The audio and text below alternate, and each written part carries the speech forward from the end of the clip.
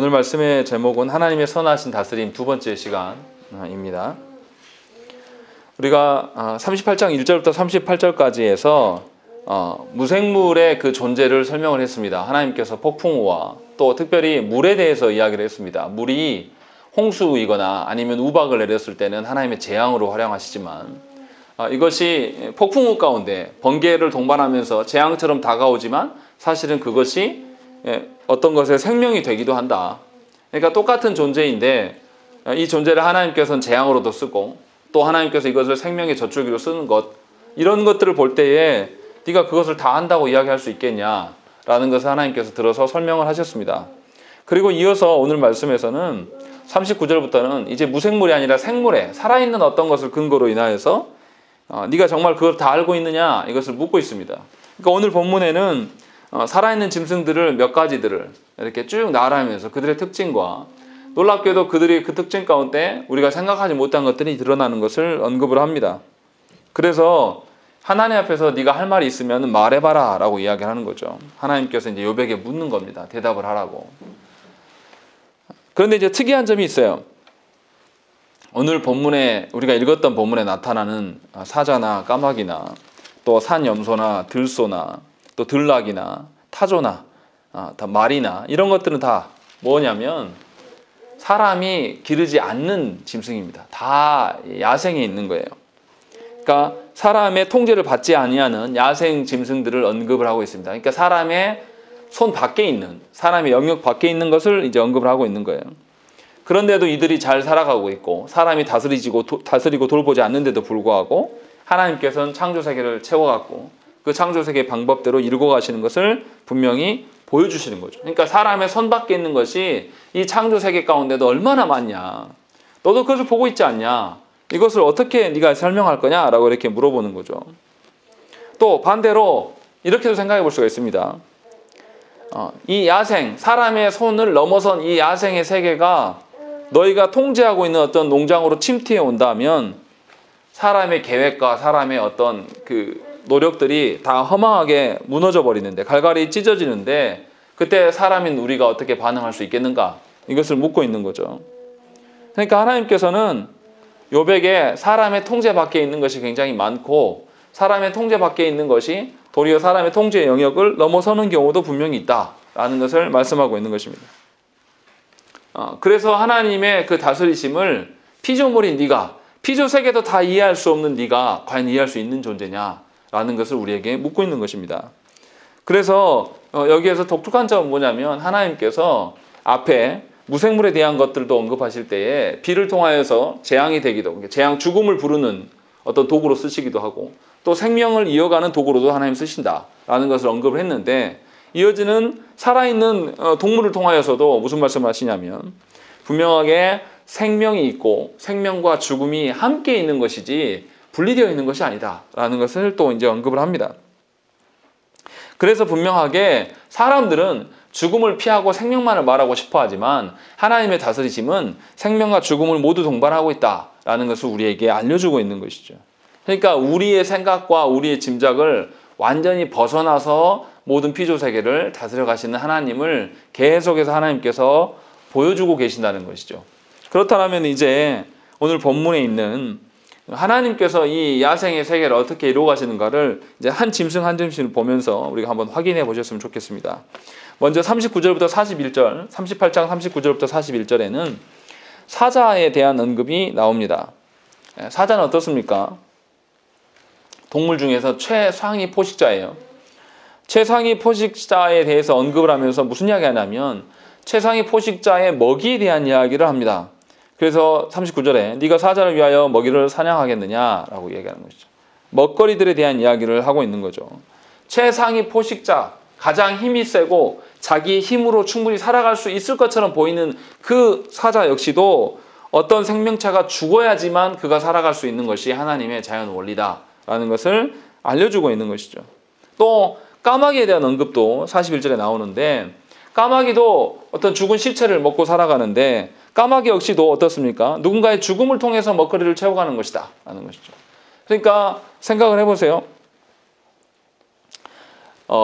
사슴이 아니면 임팔라가 들에 있는데 사자가 살기 위해서 사냥하는 것을 보고 임팔라의 입장에서는 사자의 사냥을 보고 뭐라고 하겠습니까? 악하다. 하나님 계시면 어쩌면 나한테 이럴 수 있냐라고 말할 수 있지만 하나님의 그 창조 질서로 봤을 때 우리 인간의 눈으로 그 존재들을 봤을 때 사자가 임팔라를 사냥하는 것은 너무나 당연한 거예요. 이상한 것이 아니죠. 그런데 임팔라 입장에서는 그것은 이상한 것처럼 보일 수가 있는 것입니다. 그러니까 누군가 살아가기 위해서는 누군가가 반드시 죽어야 돼요. 지금 그 이야기를 짐승을 통해서 말씀하고 있는 것이죠. 그러니까 사자의 먹잇감이 되기 위해서 어떤 초식동물은 반드시 죽어야 되고 그 죽음이라는 것이 초식동물의 잘못 때문에 죽는 것이 아니에요. 초식동물의 잘못의 형벌로 인하여서 죽는 것이 아니라 누군가의 생명이 되기 위해서 죽음이 필요한 것을 언급을 하고 있는 것입니다. 이것이 자연세계의 질서다라는 것을 이야기를 하고 있는 거예요. 그리고 이 자연세계의 질서를 하나님께서 만드신 거 아니냐라는 것이죠. 그러니까 하나님의 그 창조 원리를 너희들이 뻔히 보고 있으면서도 너희들이 인정할 수 있냐? 그것을 너희가 이해하고 그걸 받아들이고 있냐? 지금 이것을 묻고 있는 겁니다. 우리도 그렇죠. 우리에게 뭔가 어려운 일이 생기면 이해할 수 없다라고 생각을 하고 뭔가 고난이 있으면 하나님이 없다고도 자꾸 이야기를 하는데 하나님의 창조 원리로 봤을 때는 우리가 먹잇감이 될 수도 있는 겁니다. 그리고 그렇게 됐다고 해서 하나님이 창조하신 우리에 대해서 피조세계가 이상합니다 라고 말하기 어렵다라는 것이죠. 어떻습니까? 제가 동물의 왕국이나 이런 프로그램 굉장히 좋아하는데 사자가 사냥하고 표범이 사냥하는 것을 보면서 우리는 와 부당하고 불의한 하나님이다 이렇게 말하지 않죠. 그 창조 질서를 보면서 뭐라고 합니까? 와 하나님 정말 놀랍게 만들어 주셨다. 과학자들도 무슨 이야기 합니까? 이 최상위 포식자의 개체수와 그 다음에 잡아먹히는 개체수들이 정말로 균형을 이뤄간다. 사람이 뭔가 개입하면 불균형이 일어나서 문제가 생기는데 자연 그대로 놔두면 놀랍게도 이 개체수를 이뤄가면서 딱 맞춰져 간다. 식물까지도 연계되죠. 초식동물이 너무 많아지면 식물이 다 말라 죽습니다. 그런데 그 육식동물이 있음으로 말미암아 초식동물의 개체수가 정리가 되는 것이고 육식동물이 있기 때문에 초식동물이 한 곳에서 풀을 말라 죽이는 것이 아니라 먹고 이동해요. 그럼 그 사이에 또 나는 것이고 이런 자연의 시스템을 보면서 사람들은 와 아름답다 경이롭다라고 말하지 거기를 보면서 이상하다 불공평하다 왜 쟤는 임팔라고 쟤는 사자인가 이런 거를 논하지 않는다라는 것이죠. 그런 원리들이 지금 이미 피조세계 가운데 있는 거 너 어떻게 볼 것이냐 라고 하나님 지금 물으시는 것이죠. 그리고 39장 1절부터 4절에서 이제 산염소가 어떠한지를 이야기를 해요. 이제 초식동물이 아까는 먹이였는데 이 초식동물들이 어떻게 살아가는지를 하나님께서 말씀하십니다. 그런데 뭐라고 말씀하시냐면 암사슴이 새끼 낳는 것을 네가 본 적이 있냐라는 것이죠. 그리고 2절에 몇 달 만에 만삭됐는지 아느냐 그 낳을 때를 아느냐라고 물으시는 것이죠. 쉽게 말하면 하나님께서 창조 질서로 사슴이면 사슴, 염소면 염소 뭐 어떤 그런 노루면 노루 이런 것들에 대한 잉태의 기간들이나 또 새끼가 낳는 기간들까지도 다 하나님이 정해놓으셨어요. 똑같은 사슴이어도 어떻습니까? 똑같은 시간을 잉태하지 않는단 말이에요. 예를 들어서 뭐 제가 몇 개월인지 모르겠지만 몇 개월, 며칠, 몇 시간, 몇 분 이렇게까지 맞춰지는 않는다는 거죠. 똑같은 사슴인데도 어떻습니까? 출산의 기한이 다 달라요. 놀랍도록 놀라운 것은 뭐냐면 그 포식자가 앞에 있어도 낳을 때가 되면 어떻게 해야 돼요? 낳아야 됩니다. 우리가 상식으로는 뭐냐면 지금 낳으면 죽을 것 같은데도 하나님의 때가 되면 낳을 수밖에 없는 그 원리들에 대해서 이야기를 하고 있는 것이죠. 그러니까 천하 만사가 다 하나님이 정해놓은 때가 있고 그 하나님의 낳고 죽게 하는 때로 말미암아서 모든 것이 이루어져 가고 있는 것이죠. 그런데 욥은 어떻습니까? 자신의 죽어감을 놓고 자기가 죽어감을 놓고 뭐라고 했습니까? 하나님에 대해서 심각한 오해를 불러일으키면서 어떻게 이럴 수 있냐라고 이야기하는 거죠.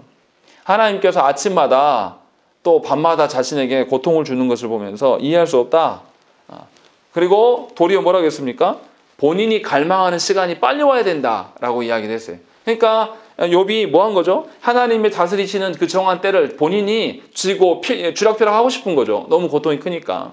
이것은 우리들도 늘 그렇게 살아갑니다. 하나님이 주신 시간이 때가 있고 하나님 주신 정한 때가 있어서 그 고난의 기간들도 정해져 있는데도 불구하고 우리는 그 기간들을 단축하기를 원하고 생명이 되는 우리에게 유익되는 기간들은 늘어나기를 원하는 것이 우리의 상식인데 하나님은 도리어 우리에게 반대로 묻고 계시는 것이죠. 누가 시간의 주인이시냐? 하나님이시지 네가 아니지 않냐? 라고 지금 이렇게 묻고 있는 것이죠.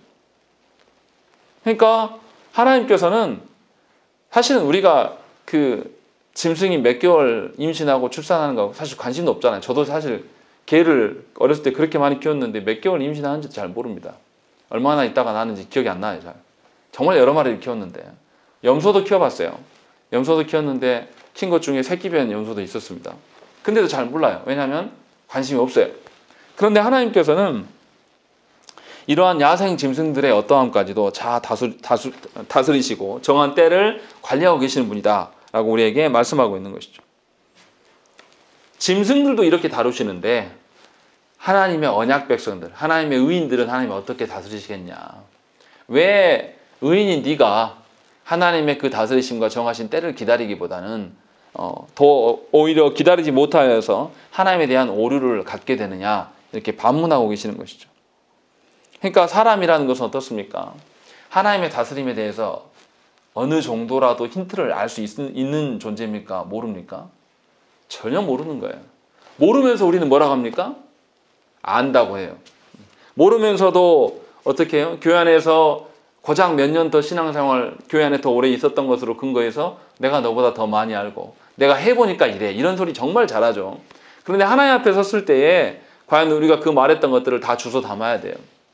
하나도 온전한 게 없습니다. 그런 것을 우리가 한번 기억을 해봐야 한다는 것이죠. 그러니까 욥의 그 기다림, 욥의 그 고통의 어떠함도 하나님의 손에 달려있는 것이기 때문에 욥이 함부로 말해서는 안 된다는 것이죠. 분명하게 시간의 주인은 하나님이시다 라는 것을 우리에게 말해주고 있는 것입니다. 그리고 나서 5절부터 8절까지는 들나귀에 대한 이야기가 나오죠. 들나귀도 재밌어요. 들나귀가 지금 어디에 산다고 이야기합니까? 6절에 보시면 내가 들을 그것의 집으로 소금 땅을 그것이 사는 처소로 삼았다라는 거죠. 여기서 들이라는 것은 우리처럼 뭐 수풀이 많고 그런 곳이 아니에요. 광야 땅을 말하는 것이죠. 굉장히 황량한 땅에 들나귀가 돌아다녀요. 여기서 소금 땅도 마찬가지예요. 소금 땅이라는 것은 그 이스라엘의 사해 근처를 말하는 거예요. 정말로 생명이 있을까 싶을 정도 보이는 그런 땅. 그런데 우리가 볼 때는 그 땅이 죽음의 땅이에요. 황량한 땅이란 말이에요. 죽음을 부르는 땅이죠. 그런데 들나귀 입장에서는 그렇지 않다라고 이야기를 하는 거예요. 들나귀가 그 죽음의 땅에서 5절에 뭐라고 되어 있습니까? 누가 들나귀를 놓아 자유롭게 하였느냐? 누가 빠른 나귀에 매인 것을 풀었느냐? 들나귀는 그곳에 있음으로 말미암아 자유를 누린다라고 이야기를 하고 있는 거죠. 우리의 생각과 전혀 다르다는 것이고, 또 오히려 들나귀 입장에서는 7절에 성읍에서 짓거리는 소리를 비웃나니 나귀 치는 사람이 지르는 소리는 그것에게 들리지 아니한다라는 거죠. 사람은 들나귀에 잡아서 거기에다가 짐을 싣고 어떻게 이용하고 싶어서 막 두드리면서 어디로 가라 어디로 끌고 가기를 원하지만 들나귀 입장에서는 그게 아무 관심이 없는 것이고, 사람들이 좋다고 안전하다고 하는 그 도시를 말하지만 들나귀 입장에서는 그것은 아무런 무익한 거예요. 아무런 의미가 없다라는 것이죠.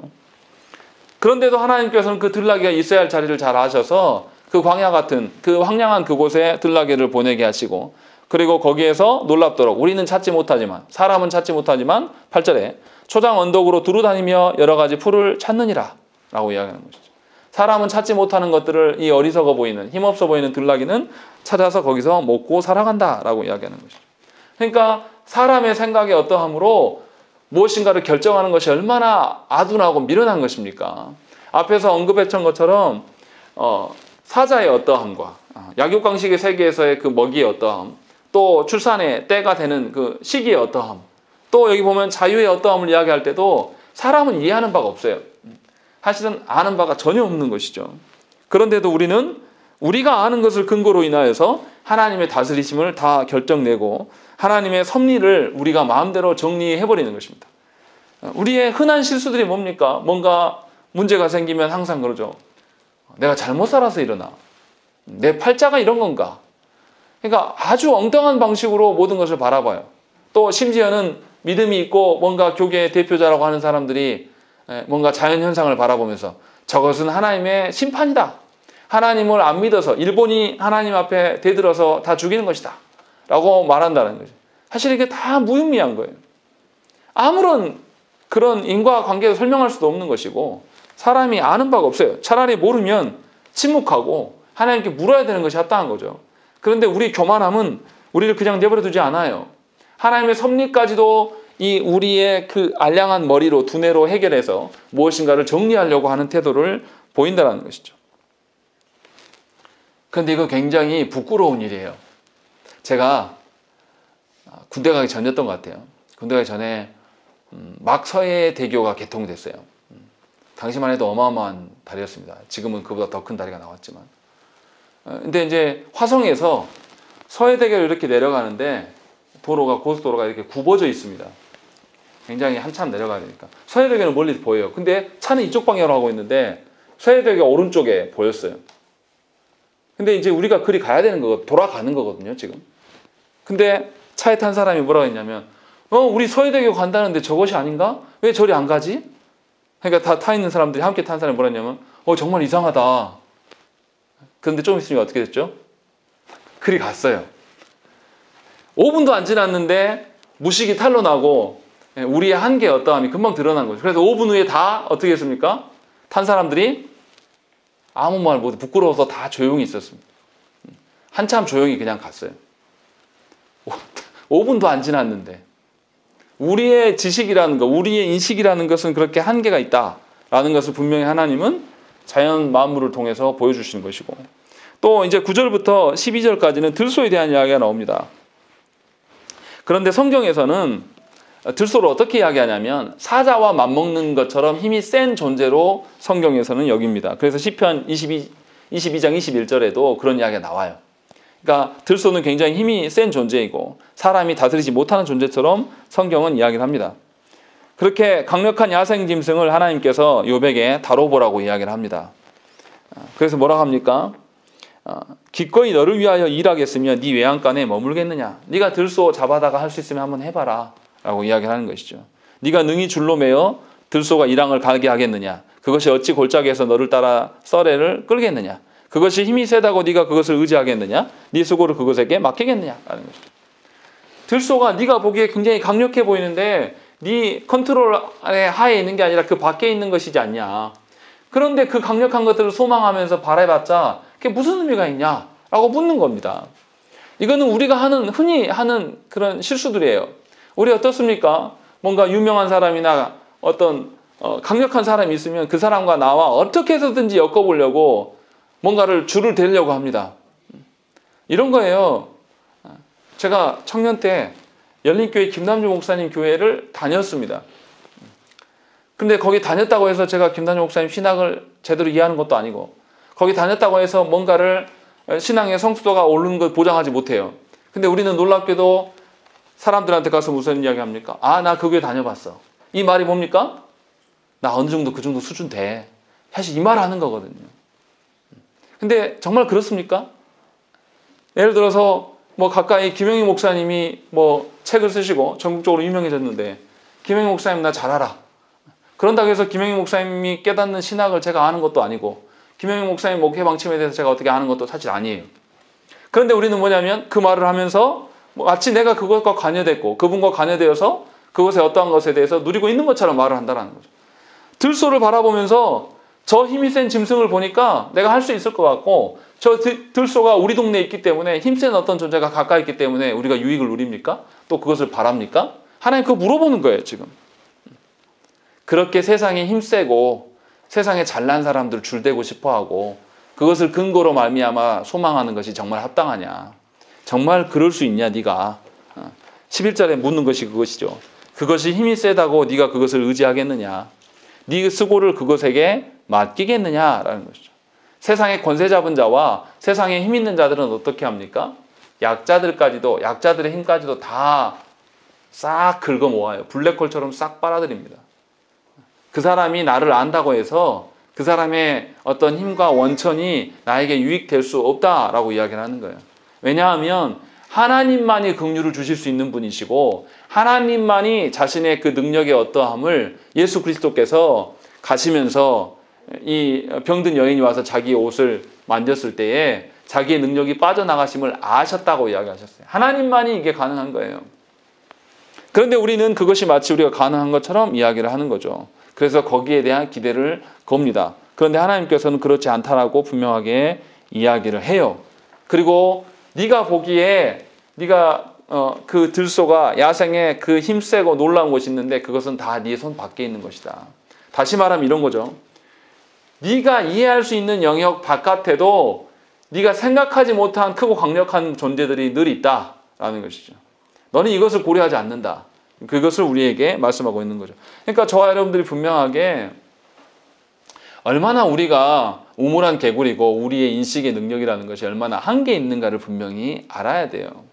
그래서 옛날 우리 조상들은 뭐라 했습니까? 사람 키우려면 어디로 가라고요? 서울로 가라고.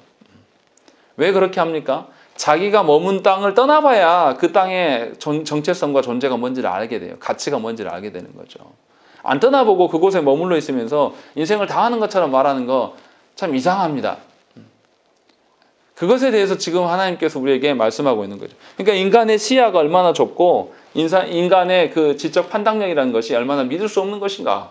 이걸 계속 이야기를 하는 겁니다. 그리고 13절부터는 또 타조에 대한 이야기를 해요.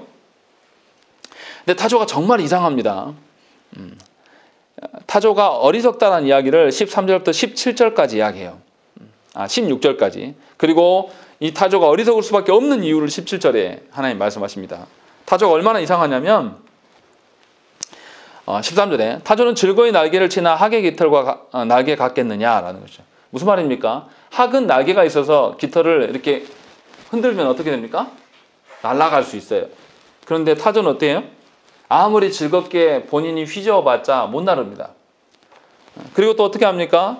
타조는 알을 땅바닥에 버려둬요. 자기가 품지도 않습니다. 그냥 냅둬버려요.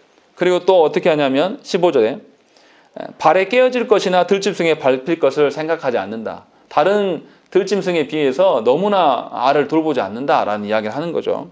그리고 16절에 알이 깨어나서 새끼가 낳았는데도 제 새끼가 아닌 것처럼 하며 그 고생한 것이 헛되게 될지라도 두려워하지 아니한다. 새끼를 아무데나 내붙여 다니고 어떻습니까? 여전히 어느 정도 몇 개월까지 키운 수구가 있는데 다른 짐승에 밟혀 죽거나 자기가 밟아 죽이는 경우도 있는데 그렇게 되면 지금까지 수고가 다 헛것이죠. 그런데 그런 것처럼 행동한다라는 거죠. 굉장히 어리석게. 그렇게 행동하는 타조예요. 왜 그러냐? 17절에 하나님이 지혜를 베풀지 않으셨기 때문에 총명을 주지 않으셨기 때문에 그렇다라고 이야기를 하는 거죠. 그런데 그 어리석은 타조가 정말로 어리석기만 하냐?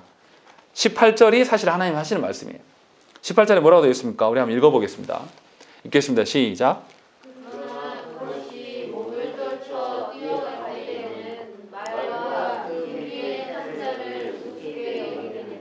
예, 타조가 그렇게 어리석어 보이고 아무런 무용한 것처럼 보이지만 타조가 마음먹고 달리기 시작하면 말 탄 사람보다 훨씬 빠르다라는 거죠. 말이 제압할 수가 없다라는 거예요. 무슨 말을 하시냐면 욥이 볼 때에 세상 통치가 매우 악한 자들로만 이루어진 것처럼 보이지만 세상에 권세 잡은 자가 정말로 아무 능력이 없어서 그 자리에 있겠냐. 네가 생각하지 못한 부분이 분명히 있다. 네가 보기에 어리석고 미련해 보였던 그 타조도 하나님이 주신 한 가지 능력만으로도 그의 가치를 충분히 드러내는 거 아니냐라고 이야기를 하고 있는 것이죠. 그래서 이 역설적인 일들이 분명히 있다라는 것입니다. 이 말을 예수 그리스도에게 적용하면 이런 거죠. 예수님께서 이 땅에 오셨을 때 예수님이 어떻게 하셨습니까? 많은 병자를 고쳐주고 죽은 자도 살리시고 또 무리를 걸으시고 또 오병이의 사건을 통하여서 사람들에게 하나님의 일하심이 무엇인가를 보여주셨어요. 그런데 예수님은 사람들로부터 어떤 대접을 받았습니까? 사람들로부터 외면당하고 십자가에 달려 죽으셨다는 것이죠. 이거 너무 역설적이지 않습니까? 우리를 위하여서 오셨고 죄인들과 병자들을 살리셨고 충분히 하나님의 능력이다라는 것을 보여준 사건이 한두 개가 아니에요. 그런데도 놀랍게도 사람들은 어떻게 했습니까? 사람들 자기 생각을 고쳐먹지 않고 예수님은 결국을 십자가에 못 박은 것이죠. 이게 무슨 말하는 것입니까? 오늘 새벽기도 말씀하고 동일한 말씀을 하는 거예요. 하나님의 그 어떠하심으로 돌아서라 라고 말하는데도 우리는 계속해서 하나님의 그 어떠하심을 붙잡지 않아요. 머리로는 말을 해요. 그러나 실제로 우리의 삶에서는 여전히 헛된 가치를 두고 그것에 열심을 내는 거죠. 여전히 세상이 좋고 하나님의 위로보다 사람의 위로가 더 크고 좋은 거죠. 그래서 사람 위로가 없으면 하나님도 없다고 이야기를 해버립니다. 이게 얼마나 어리석습니까? 이게 얼마나 무지한 일입니까? 이것을 우리에게 이 역설이 너희가 살고 있는 그 피조 세계 가운데도 충분히 많이 있다라고 이야기를 하는 거예요.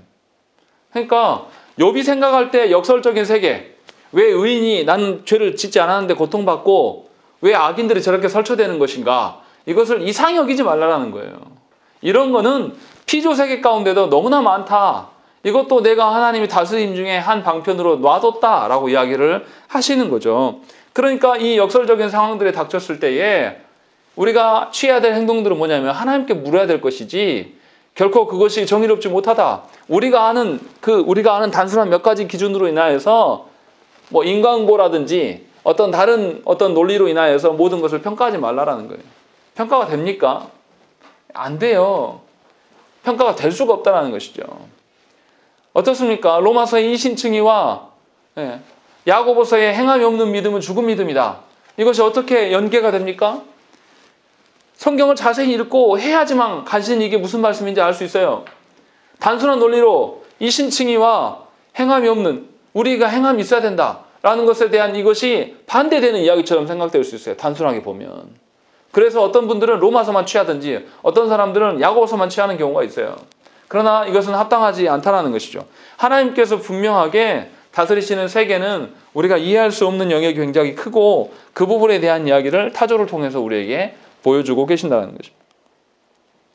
그러니까 여러분들의 인생을 보면서 이해할 수 없는 상황이 닥쳐도 그것이 하나님 다스림 가운데 있음을 인정하셔야 돼요. 우리는 내가 불편하면 인정 못합니다. 내가 조금만 힘들어지면 어떻게 해요? 하나님을 원망 바로 해버리는 것이죠.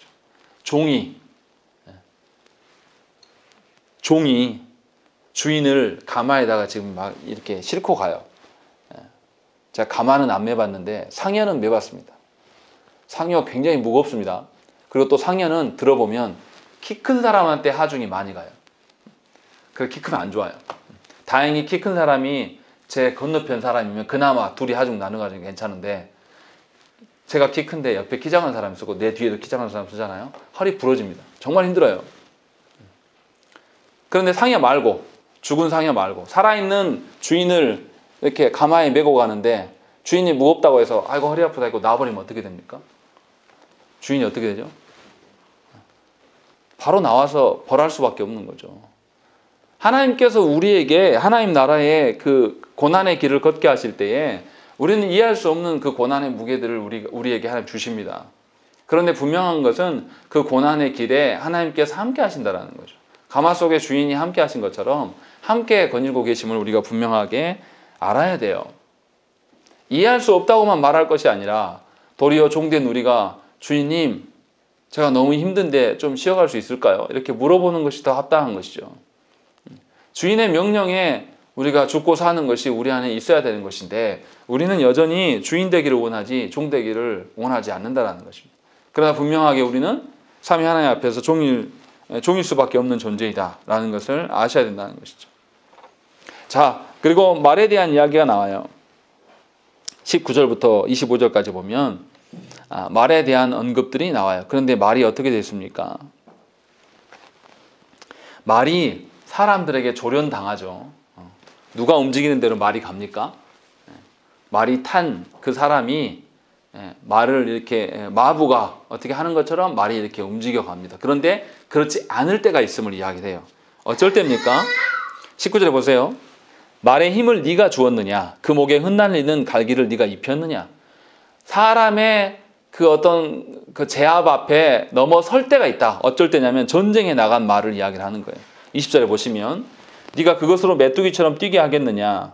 그 위험스러운 콧소리가 두려우니라. 말이 나갈 때 말이 어떻습니까? 전쟁에 앞두고 장군을 태운 말이 어떻게 해요? 막 나가기 위해서 이제 흥분된 상태가 되니까 말발굽으로 막 이렇게 바닥을 치죠. 그러면서 말이 콧깁을 내면서 푸르륵 거리면서 소리를 내죠. 그 열받은 말, 이제 전쟁터에 앞두고 나가 있는 말이 사람들하고 달라요. 21절에도 뭐라고 되어 있습니까? 발굽질을 하고 힘있음을 기뻐하며 앞으로 나아가서 군사들을 맞대 두려움을 모르고 겁내지 아니하며 칼을 대할지라도 물러나지 아니한다라는 것이죠. 놀랍게 마국간에 있었던 그 말이, 마부의 손에 드는 채찍질 하나에 움직였던 그 말이 전쟁터에 나아가서는 놀랍도록 엄청난 힘을 발휘하는 것이에요. 그리고 그 말이 어떻게 하십니까? 24절에 땅을 삼킬 듯이 맹렬히 성내며 나팔 소리에 머물러 서지 아니하고 나팔 소리가 날 때마다 힝힝 울며 멀리서 싸움 내세를 맡고 지휘관들의 호령과 외치는 소리를 듣는다라는 것이죠. 그러한 기병들, 고대 시대의 기병들은 굉장히 무서운 존재입니다. 고대 시대의 보병들, 걸어가서 싸우는 그 군사력보다 기병들이 훨씬 더 화력이 강력해요. 보병들이 뭐 이렇게 방어선을 구축하고 있으면 기병들이 올라타가지고 다 짓밟고 지나가서 다 흐트러뜨리는 거죠. 요즘 것처럼 말하면 뭐 탱크와 같은 그런 존재들인 거죠. 그것이 어디서 나오냐? 말에게서부터 나온다. 너희의 손 안에 컨트롤 됐을 거라고 생각됐던 그런 존재들도 사실은 너희 손 밖에 있는 것이고 그들이 그 힘을 취하는 것도 너희에게서 나온 것이 아니라 하나님으로부터 기인한 것 아니냐라고 하나님께서 묻고 계신다라는 것이죠. 그러니까 우리 생각에 어떻습니까? 우리 자녀들 어렸을 때에 준호만 했을 때 저 자녀들은 귀엽고 예쁘고 사랑스럽기만 하죠. 내 컨트롤 안에 다 들어오니까. 그런데 저 자녀가 10년, 20년 지나면 어떻습니까? 이제 나의 손을, 나의 힘을 능가하고 압도할 날이, 내 지혜와 내 능력과 나의 힘을 다 압도할 날이 금방 찾아옵니다. 그런데 어리석은 부모들은 그걸 못 깨달아요. 그래서 평생에 자기 품 안의 자식으로만 생각합니다. 그러면 그 자녀가 성장할 수 있습니까? 없습니까? 못해요. 부모의 그늘에 가리워서 그냥 그대로 살아가는 거예요. 그게 아니고 정말 현명한 부모는 어떻습니까? 자기 힘으로 이 아이를 다 키울 수 없기 때문에 좋은 스승에게 내보내고 자기 품에서부터 떠나보내요. 세상으로 나가라. 세상으로 밀어낸 자녀들이 어떻게 해요? 그 거친 세상을 바라보면서 거기에서 상처도 있겠지만 거기에서 성장하며 자라가는 거예요. 좋은 인간이 돼가는 것이죠. 그래서 어느 순간에서는 부모의 그 컨트롤 밖에서 서게 되는 거예요. 그리고 도리어 늙어가는 부모를 이제 도울 수 있고 늙어가는 부모에게 바른 지혜의 삶이 무엇인지를 가르쳐 줄 수 있는 것이죠. 이런 것이 인생이에요. 그런데 우리는 그렇게 여기지 않는다는 거죠. 특히 유교 문화권에 있는 사람들은 결코 그렇게 생각하지 않습니다. 그렇기 때문에 한계를 느끼는 거예요. 세상이 변하고 시대가 달라졌음에도 불구하고 여전히 과거적인 방법으로 살아가요. 그것을 분명하게 우리에게 보여주고 있다는 것입니다. 그런 점에서 우리가 인생을 바라볼 때 내 손으로 컨트롤할 수 있는 것이 아무것도 없다는 것을 인정할 줄 알아야 돼요. 다 하나님의 손에 달려있는 것이고 내 손으로 할 수 있는 것이 사실은 아무것도 없었구나. 하나님께 맡기고 이 자녀 하나님께서 나에게 주셨으나 다시금 하나님께 돌려보낼 날들이 곧 옵니다. 하나님 물으실 거예요. 너 그간에 하나님의 자녀로 키웠냐? 네 자녀로 키웠냐라고 물으실 거란 말이죠. 그때 우리가 뭐라고 답을 해야 되겠습니까? 당연히 주님의 자녀로 키웠습니다 라고 흔쾌히 이럴 수 있었으면 좋겠는데 사실은 이게 우리 마음처럼 되지 않는다는 것이죠. 사실은 그 자녀도 누가 키우십니까? 하나님께서 다스려 가시는 거예요. 그러니까 착각하지 말라라는 거죠. 이 말처럼 사람이 살고 한 것처럼 보이지만 사실 그렇지 않다라고 이야기하는 것이고, 이제 26절부터 30절에 다시 이제 독수리에 대한 이야기를 해요. 독수리를 이야기하는데 무슨 이야기 합니까? 높은 보금자리를 만드는 것이 어찌 네 명령을 따름이냐. 27절입니다. 28절에 낭떠러지에 집을 지으며 뾰족한 바위 끝이나 험준한 데 살며 거기서 먹이를 살피나니 라고 되어 있는 거예요. 우리가 볼 때 살기 힘든 지형, 정말 먹이도 없을 것 같은 그런 지형에 이 매와 독수리들이 살아가요. 이 맹금류들이 살아간단 말이에요. 분명히 안전해 보이죠. 왜냐하면 누가 접근할 수가 없으니까. 그런데 거기서 어떻게 이 맹금류들이 먹고 사냐라는 거죠.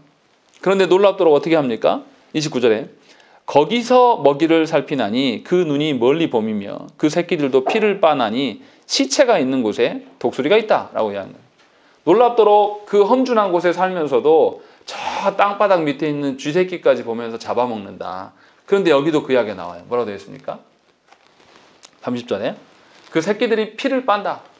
새끼들이 피를 빨아야지 그 생명력이 있다라는 거예요. 무슨 말 하는 거죠? 죽음이 있는 곳에 생명이 있다는 거예요. 우리는 생명만 말하고 싶은데 하나님은 죽음이 있게 하고 생명이, 앞에서 우리가 언급했죠. 제일 처음 시작할 때 사자가 초식동물을 잡아먹으면서 거기에 죽음이 있기 때문에 생명이 있는 것이다. 하나님은 죽음과 생명을 다 다루시는 것처럼 이 맹금류들도 정말로 살 수 없는 척박한 그 벼랑 끝에 살고 있는 그들도 생명과 죽음에 다 연계되어 있는 것이다 라고 분명하게 말하고 있는 것이죠. 그러니까 하나님은 우리가 볼 때는 생명의 하나님으로만, 승리의 하나님으로만 남아주셨으면 좋겠으나 하나님은 생명과 죽음을 모두 주관하시는 분이시라는 것이죠. 그러니까 사람이 아무리 하나님이 나에게 강하게 또 하나님이 나에게 은혜롭게만 부드럽게만 대하시기를 소망해도 하나님은 우리에게 생명과 죽음을 다 주장하시는 하나님이에요. 우리를 오게 하셨으면 반드시 어떻게 합니까? 데려가실 날에 대한 이야기를 반드시 말씀하십니다. 우리 입장에서는 그날이 안 왔으면 좋겠고 멀었으면 좋겠으나 다 하나님의 주권하에 있는 것이죠. 그런데 우리는 사람들 어떻습니까? 이것을 우리가 이겨내 보려고 애를 써왔어요. 고대부터 어떻게 했습니까? 늙지 않고 영원히 살 수 있는 어떤 약이 없을까? 어떤 그런 식물이 없을까? 심지어 요즘 현대인들도 그렇죠. 얼마나 많은 사기꾼들에게 약 팔아먹습니까? 많은 사람들이 뭐에 좋다 뭐에 좋다 하면서 그게 증명되지 않은 이야기들도 얼마나 이 노인들에게 많이 팔아먹습니까? 그런 일들이 왜 일어나요? 모든 인간이 하나님이 생명과 죽음을 다스리시는 하나님이심에도 불구하고 그것을 인정하기 싫은 거예요. 생명이 하나님으로만 나에게 있어주시고 죽음은 안 했으면 좋은 거죠. 그러니까 몸부림을 치는 거예요. 그러나 정말로 하나님의 다스림을 인정하시는 사람이라면 어떻게 해야 되겠습니까? 하나님이 생명을 주셨기에 죽음도 주시는 분이시다 라는 것을 인정하고 죽음의 때를 맞이할 준비를 해야 되는 거예요. 더 살려고 애쓰는 게 아니라 오해해서 들으시면 안 됩니다. 빨리 죽자 이런 소리 하는 게 아니에요. 하나님의 때가 있고 하나님의 정한 때가 있으면 그 죽음의 날들을 우리가 기억하면서 받아들일 준비하면서 살아가는 거예요. 저는 어렸을 때부터 제 아버지 계셔서 말씀드리기가 좀 그렇지만 아버지 설교를 통해서 계속 죽음에 대한 이야기를 들었어요. 잘 죽는 것이 신자의 참된 도리다라고 계속 여러 번 들었던 이야기예요. 그때는 아니 아직 죽을 날 멀었는데 왜 자꾸 죽음 이야기 하시지? 맨날 죽음 이야기 하시네? 이렇게 생각했어요. 그런데 조금씩 이제 나이가 아직도 살 날이 있지만 나이가 들어가면서 연약해지고 또 인생을 알면서 사람의 손으로 할 수 없는 것이 너무 많다는 것을 깨달으면서 야, 이거 하나님의 주권을 말씀하신 거구나. 하나님의 주권하에 우리가 서야 되는 것을 분명하게 언급하는 거구나 라는 것을 이제 조금씩 이해가 돼요.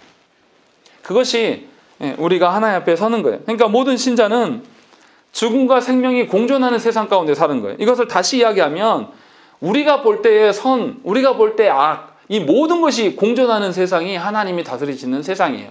이상하게 생각할 필요가 없는 겁니다.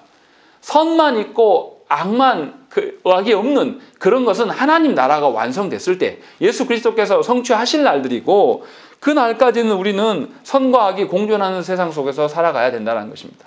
그것을 이상하게 여기고 그것으로부터 탈피하려고 하는 것은 하나님의 주권에 대한 도전이고 하나님의 다스림에 대해서 순종하지 않는 겁니다. 하나님 앞에서 순종하지 않기 때문에 그의 인생이 얼마나 고달프겠습니까? 하나님이 죽음과 하나님이 심판에 대한 이야기를 하시면 얼마나 듣기 싫겠어요. 하나님이 죄에 대한 이야기를 하시는 이유는 뭡니까? 우리를 죽이고 심판하시기 위함이 아니에요. 죽음과 심판에 대해서 대비하고 예수 그리스도 안으로 생명의 어떠함을 주시기 위해서 죄에 대한 이야기를 하는데 죄까지도 뭐로 여기는 것이죠? 부정한 것으로 여기면서 부정적인 관념으로 바라보면서 죽음과 동시에 취급하는 것이 조국교회의 현실이에요.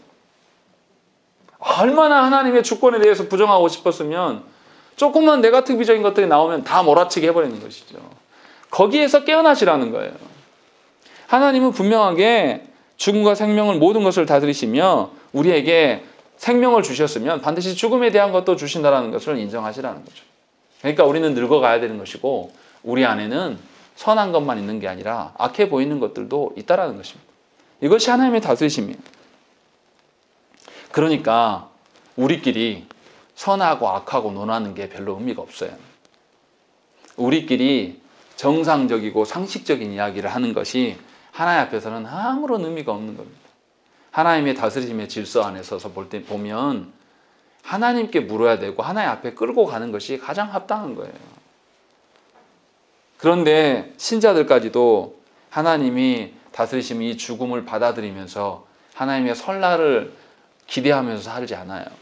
하나님의 설날은 언제 있습니까? 다인아, 너 언제 하나님 앞에 설 것 같아? 생각도 안 해봤지? 가르쳐야 됩니다. 수인이한테 물어보기는 너무 잔인한 것 같아서. 분명히 우리가 이 부분에 대해서 기억을 해야 돼요. 하나님이 생명뿐만 아니라 죽음까지도 다스리신 분이다 라는 것을 분명히 언급하시는 거죠. 그래서 하나님이 우리가 이해할 수 없는, 그러니까 자연적인 것, 또 우리가 아는 어떤 영역 안 말고 초자연적이고 그 넘어서는 영역까지도 분명히 다스려 가시는 하나님이심을 우리가 알아야 되는 거죠. 우리의 그 어떠함, 우리가 가진 지혜 몇 가지로 하나님의 다스리심을 평가하면 할수록 뭐 하는 겁니까? 계속 모순만 일으키는 거예요. 계속 오류만 일으키는 거예요. 이해할 수 없어요, 더더욱. 그러니까 함부로 여러분이 가지고 있는 어떠한 것으로 여러분들의 인생을 평가하고 여러분의 인생을 그거 하려고 하지 마세요. 도리어 뭐 해야 되냐면 여러분의 인생, 고스란히 그 인생이 하나님, 나에게 이러한 인생을 주신 이유가 무엇입니까? 하나님의 다스림에 순응하는 방식으로 살고 싶습니다라고 이렇게 기도하시는 것이 훨씬 나아요. 자꾸만 이것을 탈피하고 외면하고. 근데 이건 다르죠. 이 인생의 짐으로 인하여서 내가 하나님 앞에 서기가 너무 어렵습니다. 하나님 앞에 순종하고 서기 위하여서 이 짐을 걷어달라고 하는 이런 기도는 의미가 다르겠지만 이 짐을 벗어 던지는 것이 내 목적인 양 살아가는 것은 하나님의 다스리심을 처음부터 부정하는 거예요. 그런 기도를 드리는 것은 어리석은 일이고 무의미한 것입니다.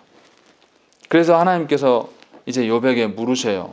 40장 1절 2절에 뭐라고 되어 있습니까? 트집 잡는 자가 전능자와 다투겠느냐?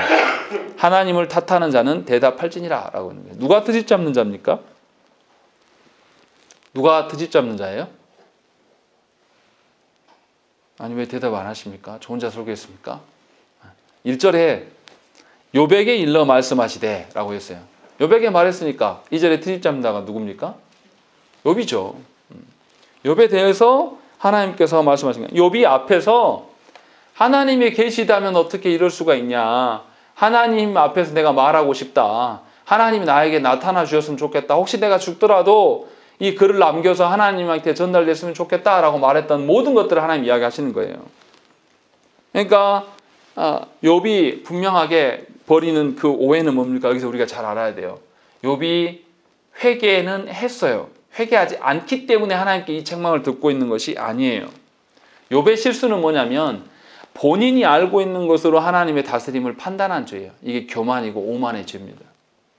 회개하지 않아서 하나님께 추궁받고 있는 게 아니라 하나님의 어떠하심을 자기의 어떠함으로 판단한 이 교만함, 이 오만함을 하나님께서 지적하고 계심을 분명히 아셔야 된다는 것이죠. 그러니까 회개한 신자들도 이러한 오류는 늘 일으킵니다. 회개한 신자들도 늘 이것을 오해를 갖게 돼서 하나님을 탓할 때가 간혹 있어요. 그러나 분명하게 하나님은 이것에 대해서 지적하고 계세요. 그때 욥이 뭐라고 말합니까? 자신은 4절에 보시면 자신은 비천합니다. 나는 입을 가리겠습니다. 라고 이야기를 하는 거예요. 무슨 말을 하는 거죠? 자신은 하나님 앞에 설 수 없는 자다. 하나님 앞에 감히 내가 무엇을 따지고 트집 잡고 하나님이 뭐라고 그러셨습니까? 욥에게 대장부처럼 허리를 뜨고 나랑 정말로 대등한 관계로 인격적인 관계로 한번 논해보자 라고 말씀하시고 이 이야기를 쭉 하셨어요. 그때 욥이 뭐라고 하냐면 하나님이 나를 대등하게 여기시는 것도 사실은 불합리합니다. 나는 하나님께 어떤 말도 할 수 없는 그런 자격이 없는 자입니다 라고 이야기를 해요. 그런데 욥의 한계가 드러납니다. 욥이 그렇다고 해서 하나님을 영광하고 하나님 찬양 돌리지는 않아요. 그래서 하나님께서 다시금 6절부터 이제 42장 6절까지 계속해서 한 번 더 말씀하시는 거죠. 욥의 다른 부분을 두 번째 질문을 하시면서 욥의 어떠함을 언급해 주신다는 것이죠. 정리하면 우리가 지난주 했던 설교하고 주제가 비슷해요. 그러나 분명하게 우리가 보고 있는 이 피조 세계만을 통해서 봐도 사람의 손 밖에 있는 일들이 너무나 많고 가장 중요한 것은 아까도 계속 강조하였지만 하나님은 생명만이 아니라 죽음도 다스리시는 하나님이시라는 거죠. 그렇기 때문에 저와 여러분들은 분명히 생명을 받았기에 죽음도 볼 수밖에 없고 경험할 수밖에 없는 인생을 사신다는 거예요. 이 죽음이라는 게 육신의 죽음만을 말하는 게 아니라 영혼의 죽음, 영혼의 죽음을 주변에서 계속 보게 돼요. 그것에 대해서 우리가 경각심을 갖고 깨어나야 돼요. 남의 하나님을 떠나고 하나님 또 멀어지는 사람들을 보면서 닮아가려 하는 것이 아니라 그 영혼들을 보면서 하나님의 다스림 앞에 내 영혼을 다시금 맡길 수 있어야 되는 것이죠. 그래서 하나님의 선하심 가운데 선하신 하나님의 다스리심이 나를 주관하시도록 겸손의 마음으로 하나님께 구해야 됩니다. 나의 어떠함을 묻고 물을 게 아니라 하나님의 다스리심 앞에서 내가 어떻게 순종할 것인가를 묻는 저와 여러분 되시기를 간절히 축원합니다. 함께 기도하겠습니다.